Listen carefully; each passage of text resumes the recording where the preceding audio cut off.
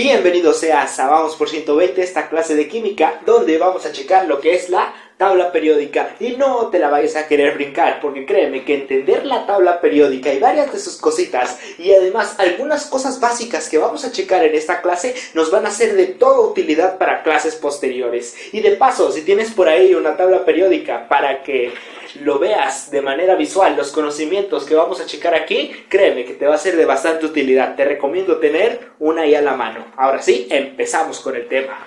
Muy bien, vamos a empezar con lo que es la tabla periódica. Y bueno, primero, antes que nada, vamos a checar que nuestra tabla periódica está constituida por 118 elementos. Estos van desde el número 1, el hidrógeno, hasta el 118 que anda por acá.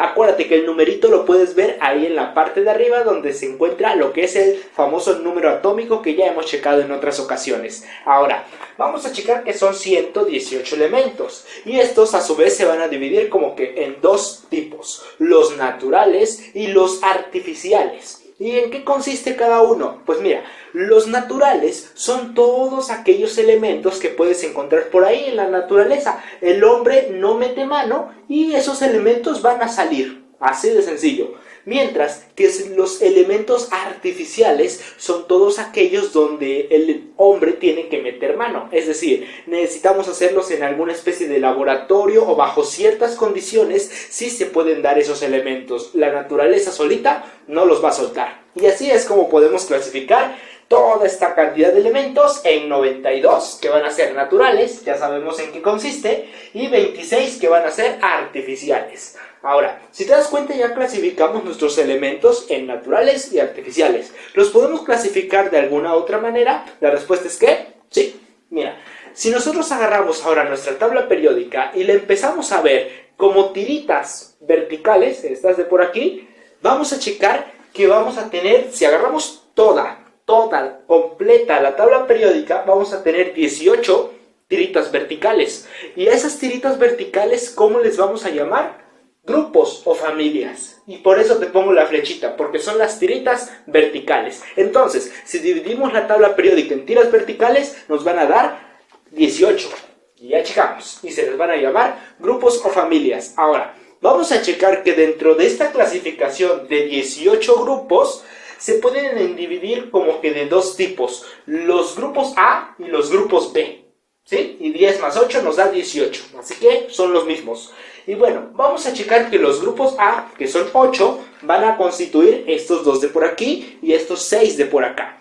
El primerito se le llama los metales alcalinos, el grupo 1A, metales alcalinos, 2A, metales alcalino-térreos, 3A, metales térreos, 4A, los carbonoides, 5A, nitrogenoides, 6A, talcógenos, 7A, los halógenos, y ojo con los halógenos que los vamos a estar ocupando luego a cada rato, y 8A, los gases nobles o grupo 0, luego le llegan a decir. Y ya están, esos son como que los nombrecitos que tienen los 8 grupos A. ¿Y cuáles van a ser entonces los grupos B? Vas a estar diciendo. Bueno, los grupos B son todos estos de esta partecita de medio de la tabla periódica. ¿Estos van a tener nombre? Pues no van a tener nombre. Simplemente con que sepamos que los grupos B son estos de aquí, los grupos A sean estos dos y estos 6 de por aquí, ya la armamos. Y ya tenemos entonces como que otra clasificación por ahí, tiritas verticales. Ahora, ¿podemos clasificarlo de alguna otra manera? No sé, tiritas horizontales. Piénsale. Sí, efectivamente, si nosotros agarramos toda la tabla periódica y ahora lo que hacemos es agarrar tiritas que son horizontales, vamos a tener que van a ser 7. ¿Y cómo se le llaman a esas tiritas horizontales? Se le van a llamar periodos. Periodos se les van a llamar. Y ya tenemos entonces nuestras 7 tiritas horizontales que son los periodos. Y ya está otra manera de clasificar la tabla periódica. Y bueno, ahora, recordando algunas de las cosas que ya vimos, por ejemplo, de los números cuánticos y el SPDF, dirás, bueno, ¿podemos clasificar acaso los elementos de la tabla periódica con esas letritas de por ahí? La respuesta es que sí, los puedes clasificar. Y aquí está. Mira, los que se encuentran de este lado, estos dos, se les llama el bloque S. Estos de por aquí son bloques S, P, D y F. El bloque S son estos dos de por aquí. El bloque D son estos de en medio. El bloque P son todos los de acá. Mientras que el bloque F es la serie de los lantánidos y de los actínidos. Y esos son los bloques, y ya está. Son los 4 bloques en los cuales se divide la tabla periódica. Y estos tienen nombre, que aquí te los pongo por si quieres saber cuáles son. El bloque S y el P se les van a llamar elementos representativos. El bloque D se les van a llamar elementos de transición, mientras que el bloque F se les llama de transición interna. Y ya está. Entonces ya tenemos como que varias maneras de clasificar la tabla periódica. Y con esta las armamos. Ya entendemos un poquito más acerca de esta cosita que se ha ido creando a lo largo de la historia. Pero crear la tabla periódica fue algo fácil de la noche a la mañana. La respuesta es que no. Ha sido una ciencia, la química como tal ha sido una ciencia que ha pasado por varios procesos, inclusive por ahí luego hablaban de la alquimia, la transmutación, convertir el plomo en oro y demás como que analogías que ocupaban, pero bueno, se ha ido desarrollando a lo largo del tiempo. Y en lo que nos vamos a enfocar es en el desarrollo histórico de la tabla periódica, con estos 3 personajes que han aportado cosas para hacer la tabla periódica tal cual como la conocemos ahorita. Y vamos a checar quiénes son aquellos. Tenemos aquí al químico ruso Dmitri Ivanovich Mendeleev. Pues fue un químico bastante inteligente, porque él se dio cuenta que la tabla periódica, o sea, no estaba llena todavía. Él dijo que iba a haber unos huequecitos. Dejó la tabla periódica con unos huecos y dijo, mira, en esos huecos ahorita no se han descubierto, pero se van a descubrir elementos más adelante que van a tener tal y tal y tal propiedades. Y todo el mundo a lo mejor le dijo, oye, ¿va a ser cierto eso que dejó los huequitos y se van a llenar después? Pasó el tiempo y ¿qué crees? El tiempo le dio la razón y efectivamente después esos huequitos se llenaron con elementos que se fueron descubriendo y efectivamente cumplían con las cosas que Dmitri Ivanovich Mendeleev ya había pronosticado desde hace algunos años. Así que prodigio este científico, importantísimo. Ahora, tenemos por aquí el científico Moseley. ¿Y él de qué se encargó? Bueno, básicamente lo que hizo fue decir lo siguiente: vamos a ordenar los elementos de la tabla periódica en función a su número atómico. Ya sabemos cuál es el número atómico y por eso es que se ordenaron de esta manera. Ahora, vamos a checar que Werner fue un científico que se encargó de decir, bueno, vamos a ordenar los elementos de esta manera. Es decir, creó la tabla periódica larga. Y ya, quedó la tabla periódica tal cual como la conocemos. Obviamente hubo más personas que desarrollaron varias cosas, pero estos, sin duda, son los más importantes. Y sobre todo, ya sabes, el que dejó huecos en la tabla periódica, hay que saberlo bastante bien. Y pues bueno, vamos a pasar unas cosas que se les llaman lo que es las propiedades periódicas. ¿Y en qué consisten? Mira, básicamente son 4 propiedades periódicas que ahorita vamos a ver de manera sencilla. Mira, nosotros vamos a recordar alguna de las definiciones por ahí de matemáticas. Acuérdate, ¿en qué cosa era un radio? ¿Qué cosa era un radio? Bueno, si nos acordamos de alguna circunferencia, vamos a acordarnos que el radio era la distancia que había del centro a algún punto de la circunferencia. Y ya, era una distancia nada más. Ahora, aquí vamos a tener que una de las propiedades periódicas se le llama radio atómico. Radio atómico, ¿en qué consiste? Pues mira, aquí está el dibujito. Básicamente el radio atómico consiste en lo siguiente. Vamos a tener aquí nuestro núcleo con protones y neutrones y vamos a tener hasta por acá los electrones. Resulta que el radio atómico va a ser la distancia desde el núcleo hasta el electrón más lejano que le pertenezca a este átomo. Te lo repito, la distancia que va a haber desde el núcleo hasta el electrón más lejano que le corresponda a este átomo. La distancia se mide en Armstrong. Esta es la unidad de medida. Y ya quedó. Ese es como tal nuestro radio atómico hasta el más externo. ¿Y cómo vamos a saber qué elemento tiene mayor radio atómico y qué elemento va a tener un radio atómico pues bastante chiquitito? Bueno, aquí tenemos lo que son algunas flechitas que nos van a decir en la tabla periódica qué elementos tiene más y cuáles menos. Mira, las flechitas dicen lo siguiente: entre más abajo el radio atómico es mayor. ¿Ya viste? Entre más abajo el radio atómico es mayor. Y si te vas hacia allá, hacia la derecha, el radio atómico es mayor. Fíjate. ¿Eso qué quiere decir? Que si nosotros tenemos aquí nuestra tabla periódica y entre más abajo y entre más acá, vamos a tener el radio atómico mayor. si te das cuenta y ves tu tabla periódica, vas a decir, ah, bueno, si me voy hasta el francio, es el que está más hasta abajo y el que está más hasta allá. ¿Quiere decir que el francio tiene el radio atómico más grande de todos los elementos?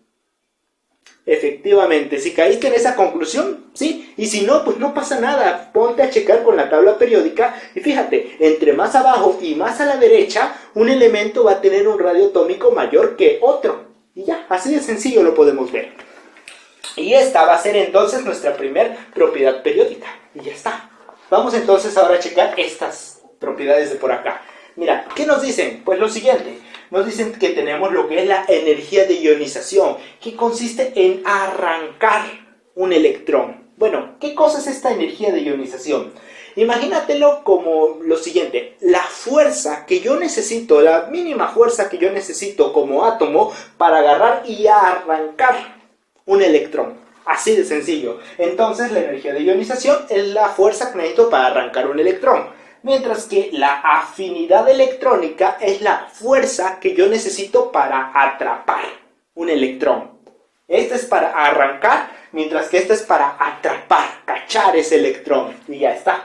Y tenemos ahora lo que es la electronegatividad, que digamos que es una fuerza para atraer electrones. Y ya tenemos entonces estas tres propiedades periódicas que eran las que faltaban, y si te das cuenta está bastante sencilla la definición, simplemente hay que acordarnos de estas palabras clave. Ahora, ¿estas cómo se van a mover en la tabla periódica? Pues de la siguiente manera, fíjate, nosotros tenemos que pueden irse de abajo hacia arriba, o sea, entre más hacia arriba vas a tener mayor energía de ionización, mayor afinidad electrónica y mayor electronegatividad, mientras que entre más a la derecha vas a tener mayor energía de ionización, afinidad y electronegatividad igual.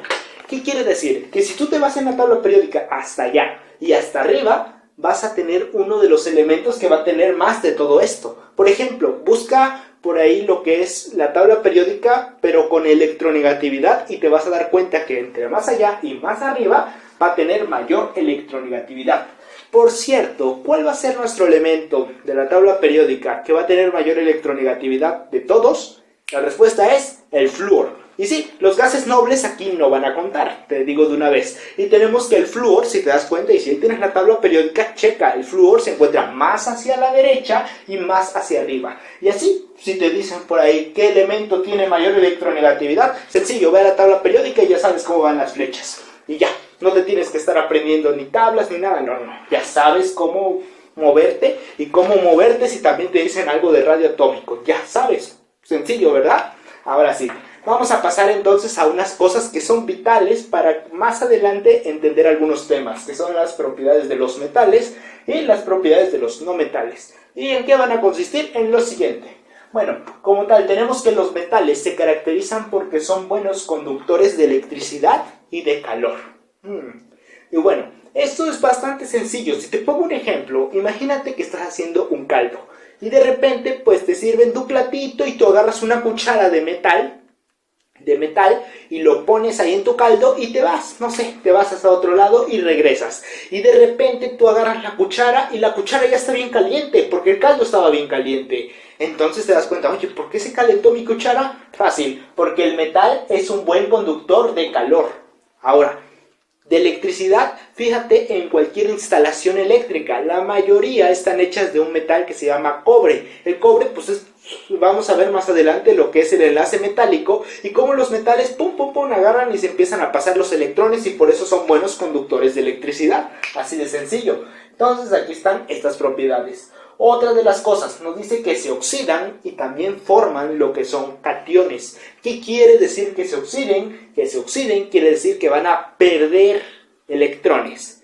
Y si pierden electrones que son negativos, pues forman cationes que son positivos. Eso ya lo habíamos checado en la clase, no me acuerdo, 2 creo, donde vimos eso de cationes y aniones. Y también vamos a tener que en su último nivel de energía vamos a tener de 1 a 3 electrones. ¿Y esto de qué va? Bueno, de seguro te has de acordar que en la configuración electrónica obteníamos una cosa bien larga, pero el último término tenía un exponente. Y resulta que con los metales ese exponente va a ir de 1 a 3 electrones. De 1 a 3 electrones. Y ya quedó. Esas son las propiedades de los metales. Con estas las armamos. Ahora, vamos a checar cuáles van a ser las propiedades de los no metales. Bueno, estos de por aquí no son buenos conductores, ni de electricidad, ni de calor. Te pongo otra vez el ejemplo. Piensa que ahora estás haciendo, no sé, alguna especie de caldo en una olla muy grande, pero pues tú los tienes que menear con alguna cuchara. Y si te has fijado, la gente que se encarga de hacer como que comidas grandes ocupa cucharas de madera, porque la madera no es un metal. Y si tú dejas la cuchara de madera ahí dentro y el caldo está hirviendo y tú te vas y regresas, esa cuchara no se va a calentar. ¿Por qué? Porque no es un metal. La madera es muy difícil que pase el calor. No es buen conductor. Así de sencillo, no es buen conductor. ¿Por qué? Porque no es un metal. Ahora, vamos a checar que estos se reducen. ¿Qué quiere decir que se reduce? Que ganan electrones, por tanto van a formar los aniones, que son negativos. Y tenemos que en su último nivel de energía tienen de 4 a 7 electrones, que pues básicamente acuérdate que el último término tiene un exponente de la configuración electrónica, y ese exponente ahora va a ser de 4 a 7, siempre con los no metales. Y ya tenemos entonces los fundamentos de aquí y los fundamentos de acá. Vamos a checar ahora lo que son los tipos de enlace.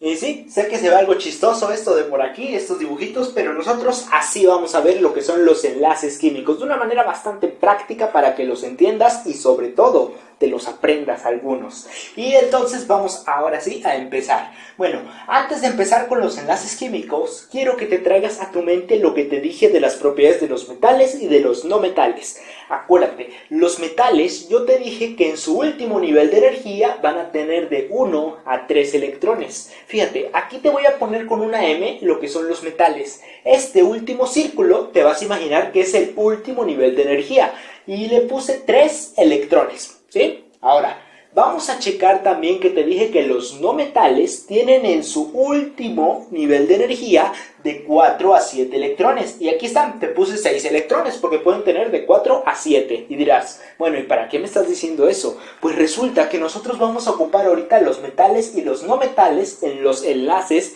y es de vital importancia que sepas más o menos cómo es que se comportan o el porqué de algunas cosas. Y bien, vamos a empezar. Mira, como tal, todos los elementos para estar estables deben de cumplir una ley o una regla que se llama la regla de octeto. ¿Esto de qué va? Mira, en su último nivel de energía todos los elementos deben de tener 8 electrones para que se mantengan estables.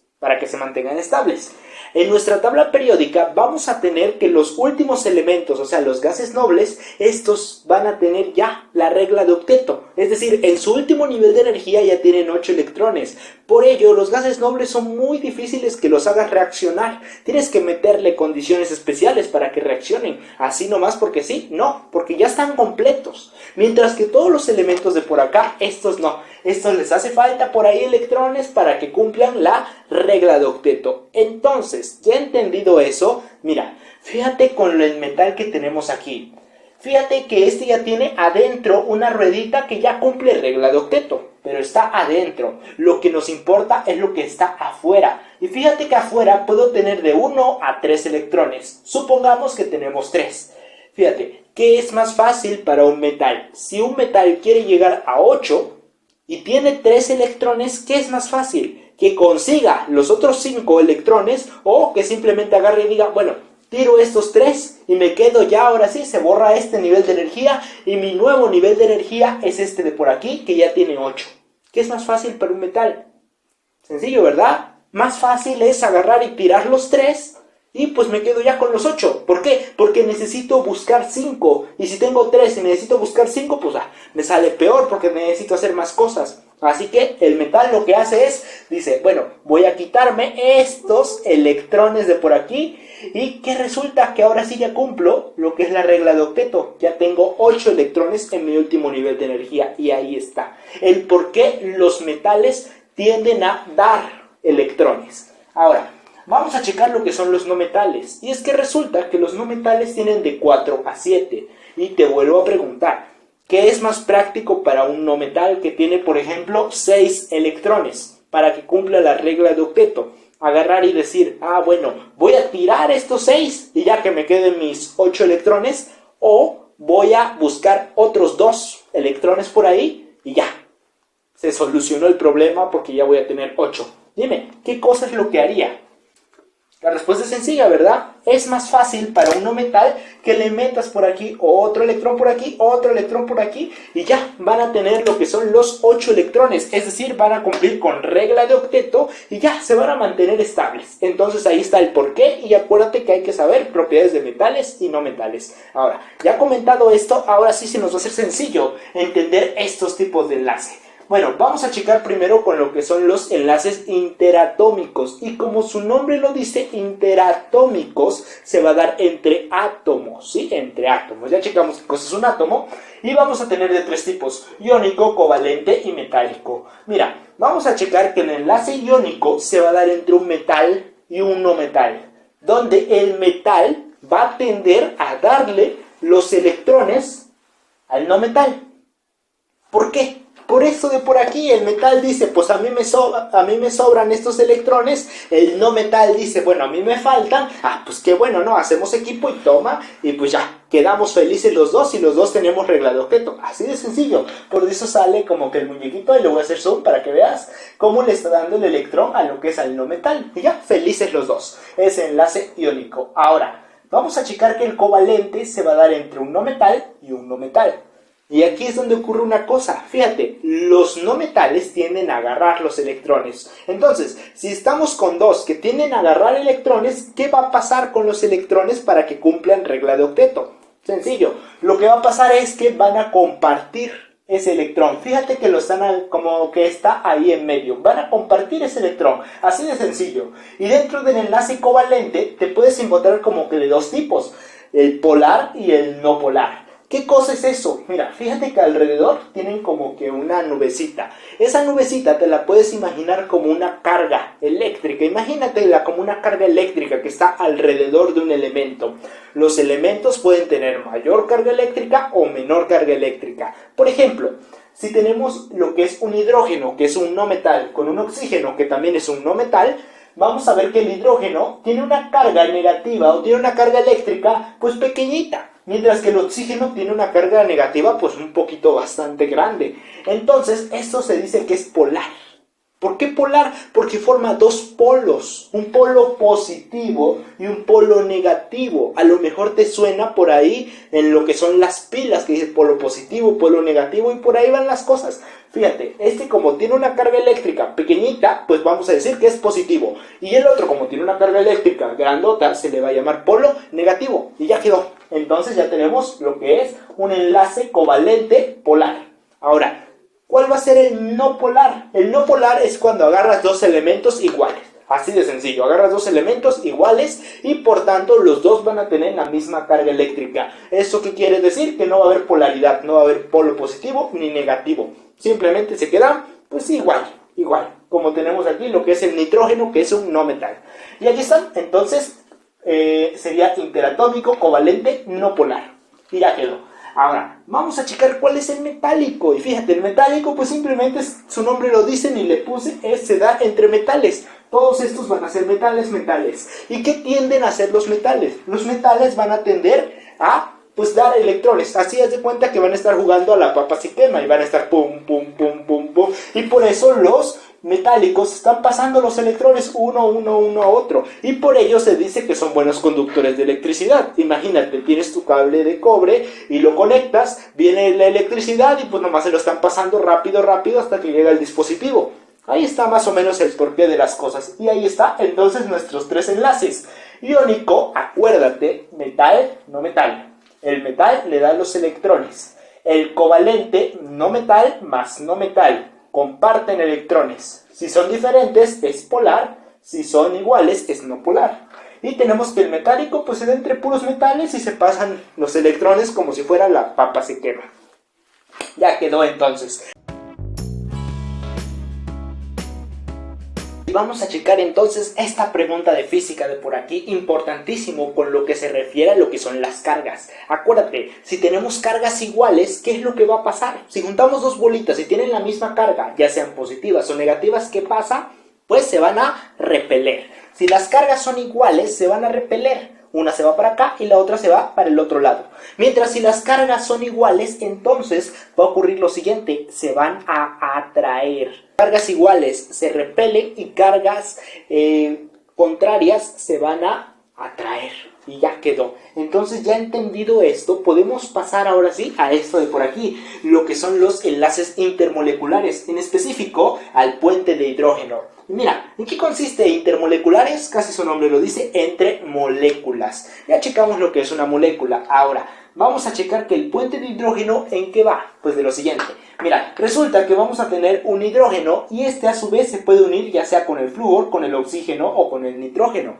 Y va a ocurrir lo siguiente. Tenemos que, en el caso por ejemplo del agua, que digamos que el hidrógeno se le ocurrió unirse con el oxígeno, tenemos lo que es el H2O, que es el agua. Más o menos nuestra molécula de agua sí va a ver así y otra molécula de agua sí va a ver así. Entonces, ¿cuál va a ser el enlace que va a unir a estas dos moléculas? Se le va a llamar puente de hidrógeno. Pero, ¿de qué va el puente de hidrógeno? Pues de lo siguiente. Mira, resulta que el hidrógeno no tiene, como lo vimos por aquí, tiene una carga negativa, pero no una carga tan grande. Así que se dice que es positivo. Mientras que este va a tener una carga negativa grande, el oxígeno, como lo vimos por aquí. Entonces, ¿qué pasa cuando tú agarras y juntas dos cargas que son contrarias, cargas opuestas se atraen? Entonces el hidrógeno se va a atraer con el oxígeno de por aquí y también el hidrógeno se va a atraer con el oxígeno de por aquí. Fíjate que no podemos hacer que los hidrógenos se atraigan entre ellos, no se puede hacer, ni que los oxígenos se atraigan entre ellos. Pero estos de por aquí, sí, porque son cargas opuestas. Y ahí está. Este va a ser entonces nuestro famoso puente de hidrógeno. Se dice que es un enlace dipolo, porque va a haber dos polos. ¿Sí? Así es como se denomina lo que es el puente de hidrógeno. Y bueno, tenemos por ahí varios enlaces más, como las fuerzas de Van der Waals, fuerzas de London, pero pues esas no vale tanto la pena que las estudiemos. Lo importante que debemos de saber bien es este de por aquí, puente de hidrógeno. ¿Y de qué consisten estas rayitas de por aquí? Y pues bueno, hasta aquí le vamos a cortar en este video de tabla periódica y enlaces químicos. Como te habrás dado cuenta, pues algo bastante sencillo. Y pues bueno, si te gustó este video, recuerda darle like, suscríbete a este canal, activa esa campanita de notificaciones si quieres ver más videos y acuérdate que hay más listas de producción y nos vemos en el próximo video.